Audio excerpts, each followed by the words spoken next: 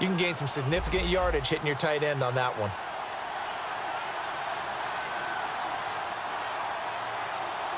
They come up in an offset eye. Now Prescott. His pass caught at the 4. And he's able to get it down to the 2-yard line. 5 yards on the pickup, and that'll bring up a 2nd and goal. What terrifies defenses when they see slant routes thrown is that the receiver is on the move, and oftentimes he catches it and gets upfield. Does a really nice job rallying to him and stopping him for a minimal gain. Back now in Seattle, Washington. It's the Cowboys in possession of the football, but they trail here as we begin the 4th quarter of play. Looking to jam the receivers at the line here. Press coverage look defensively. They'll try to run it in with Elliott. And he gets halfway there down to the 1-yard line. They give him 2 yards officially, and now it'll be 3rd and goal. And now they're in the hurry-up. They'll run for it with McFadden. And he will take it in for a Cowboy score. Darren McFadden taking it in. And the Cowboys get a bit closer. It's up and good, and the lead is down now at 11. It's 21-10. Bailey now to kick it away after the touchdown. This will be fielded at the 6. And it's a pretty good return here as he'll get it up to the 29-yard line. The Seahawks offense now, they get set to go back to work. And they're coming off a 3-and-out, my friend. I think they've got to look at that play sheet and go to a spot that they haven't gone before. Time to shake things up a little bit to try and get this offense moving. Okay, so how do you do that? How do you shake things up? You look at what you called before, realize it hasn't worked Go to so something well, else. and maybe you try and find one of those special plays from one of your better players, and maybe try and hit something big and get things going in the excitement area.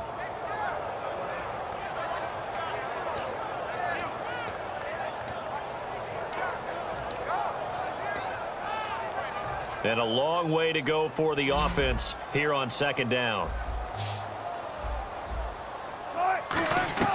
This time Wilson will throw. And left side here, it's Graham. That one good for 10 yards. And they're going to face a 3rd down. And there's another completion to the tight end. And let's face it, it is hard to overthrow a 6'6" target. It is indeed. Quarterbacks like their speed guys. They like that huge 6'6" target that they've got in him. They really do, and it reminds me of what one great tight end told me once. He told his quarterback, just make sure you throw it up there. You know, kind of like put up on the top shelf where the kids can't get it. They'll lock it with a grab over the middle. The Seahawks go for it but can't convert. And Dallas, they'll take over in terrific field position. And now Dallas gets set to take the field. And they're hoping to capture some of that magic they had last time out when they were able to put together a scoring drive. But they're still down here, Charles. Not the major concern, though, because of what you talked about. They scored the last time. He's got a man complete. And he'll take it into the end zone for a Cowboy touchdown. Their dangerous wide receiver, 38 yards. And the Cowboys draw a bit closer.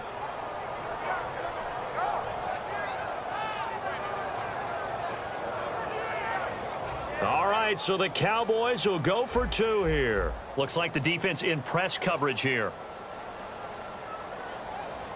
Come on, let's go. What? Ohio. Play clock winding down. They'll look to throw. And no, it falls incomplete. So the 2-point conversion no good.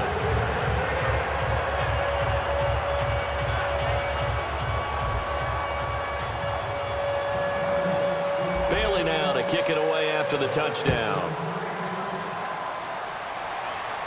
This will be fielded on the back line of the end zone. And they'll start in a hole here as he's brought down at the 11-yard line. The Seahawks offense now, they get ready to head back onto the field. And last time out, went for it on 4th down, turned it over, gave them great field position, turned it to 6 points, so they've got to recover here, Charles. It's amazing what one decision can do in the chain of events, right? The decision to go for it on 4th down Caused all of that. It caused every bit of it, but it showed confidence. Hey, I've got confidence in you guys. Go pick it up for them. Didn't happen. Also showed confidence in the defense. They didn't pick up their end of the bargain, so now they've got to come back out and start over and rebuild that confidence. 7 yards on the pickup there, and it'll leave them with a 2nd and 3. I know that every now and then we get in those meetings with coaches, and you almost want to roll your eyes when they talk about staying on schedule when they're moving the football. But would you say a 7-yard run is ahead of schedule? Fourth quarter with the lead, you love that, don't you? No doubt about it, because staying on schedule is trying to get 4 downs on first down. They did that, +3. And Graham's got it over the middle. It's a pickup of 6 and good enough to move the chains. And now it looks like they're going to be in the hurry-up. When you're playing a quarterback with some experience and some moxie, you enter the danger zone when you decide to blitz him, because if he's able to diagnose as he did on that play, he can hurt you downfield. He reads defenses so well, doesn't he? He really does, and the best part about that play for him, I don't think that was his primary target. I don't think so either. I think he had the read, figured out where the blitz was coming from, and went to a secondary target for a really nice gain.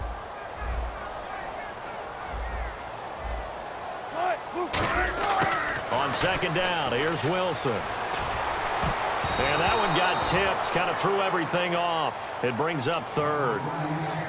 The ball was tipped and fell incomplete, but it was tipped up in the air, so the guys on defense, they had to feel like that was a big opportunity, and it was missed. They needed a play to help turn things around a little bit.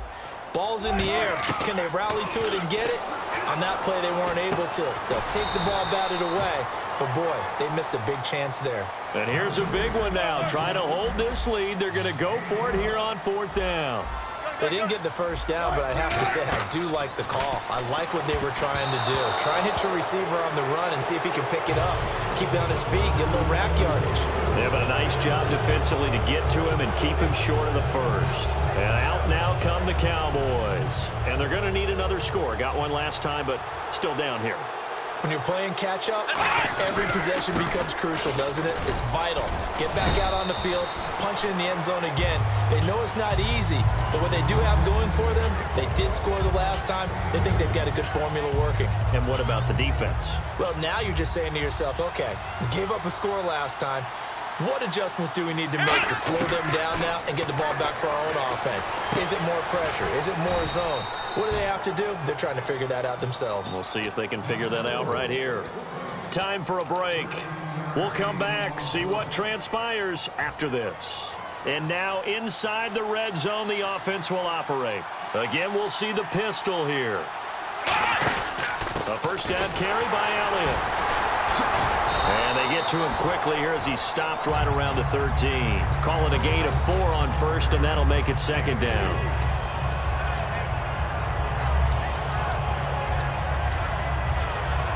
Second down following the run. Here we go! He'll look to throw. Oh, he dropped it. They were looking for him in the middle 3rd. He couldn't catch it. Now 3rd down.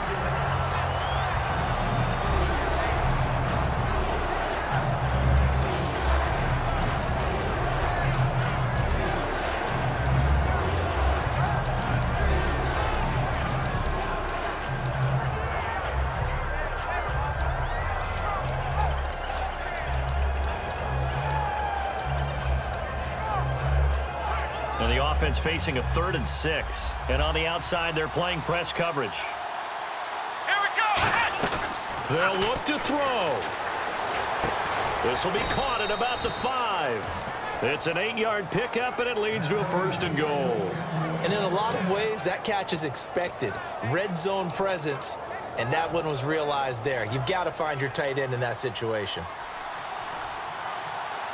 Another pistol look here. 5 yards to go for the offense.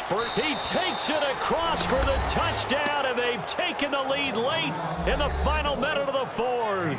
Wow. Wow. Did you see them hold up 4 fingers to the start of the 4th quarter? They were ready. They were definitely ready. They may or may not have done that, but they certainly have played that way. The 4th quarter has belonged to them, and now the lead belongs to them as well.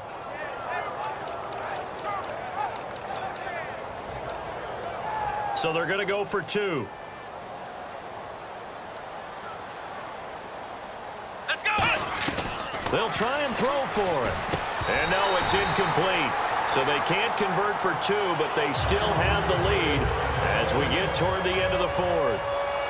Bailey now to kick it away after the touchdown. This will be fielded on the back line of the end zone. And he's able to get it across the 20, but not by much, as he's marked down at the 21-yard line. The Seattle now ready to march out of the field. They only need a field goal. Obviously, the clock a huge factor. They'll be watching that. What do they need to do here, Charles? Your sequence of plays has to get you out of bounds. Completions, get out of bounds, gain some yardage. Then when the clock hits 7 seconds or left, now you've got a decision. Are you in field goal range, or is it Hail Mary time? Because from 7 seconds down, you don't want to take a shot that you're going to have another play. We'll see how they handle it. He's back to throw. And that one goes incomplete. They tried something out of the bag of tricks, but it's incomplete and now second down. Whenever I see a drop like that, I have to kind of take a step back and check myself a little bit. So used to seeing those big guys make big-time spectacular plays that when they drop one, I have to remind myself, we ask a lot out of these guys. Block and catch the football, not easily done in today's NFL. And he will lose yardage on the play, back at his own 19-yard line. It'll be a loss of 1, and that's going to lead to a 3rd and 11. And there it was right in front of us. Today's NFL, these guys nowadays, they don't just eat up space. They try and get upfield and make plays in the backfield. And they'll be in search of 11 yards here on 3rd down.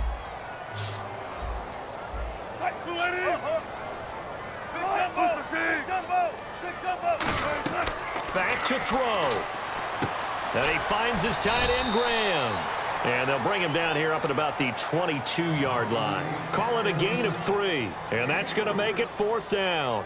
He wasn't the primary target, but I think it was almost like a check down situation, wasn't it? Yeah, hoping he can break some tackles, a big tight end, but he couldn't do it. Yeah, get into that big frame and hope he can scatter some bodies, unable to get it done. Back to throw.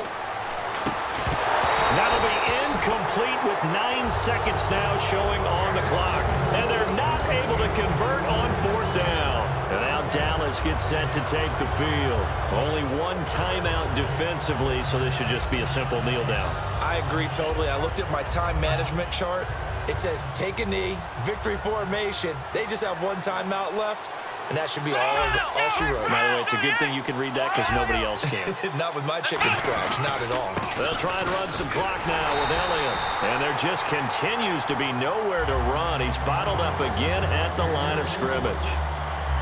And frankly, Brandon, we're talking about things I'm not sure we ever thought we'd talk about in the NFL. And a lot of that is the speed at the linebacker position.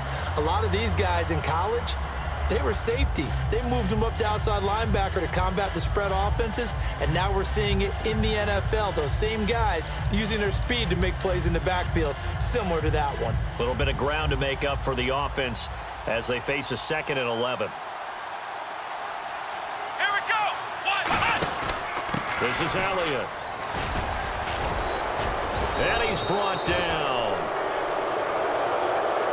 And, you know, every win is sweet, and I'm sure everybody enjoys a huge victory, but sometimes only winning by 1 score, 2 scores, a field goal, that can feel pretty satisfying too. Without a doubt, because now you know that your team responds in critical pressure-packed situations. As a coach, as an organization, that makes you feel awfully good.